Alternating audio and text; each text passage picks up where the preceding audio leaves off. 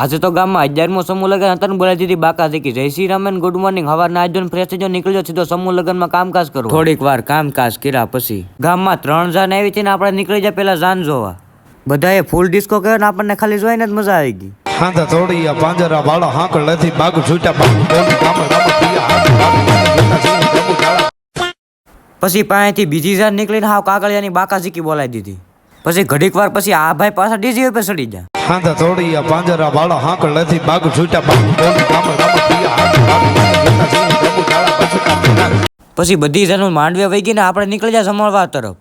આ છોકરા કેવા સેવા કરે, તમારા હક પણ વેલા વેલા થાય. હા હા હા,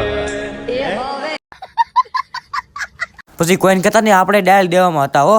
પછી જયસુખભાઈ બારી આવ્યા, એને પણ થોડુંક ભાષણ દીધું ને પછી આવ્યા કરશનભાઈ ભીલ, એને પણ થોડુંક ભાષણ દીધું. પછી બધા મહેમાન વહી જાય ને આપણે આવી જાય જમવા.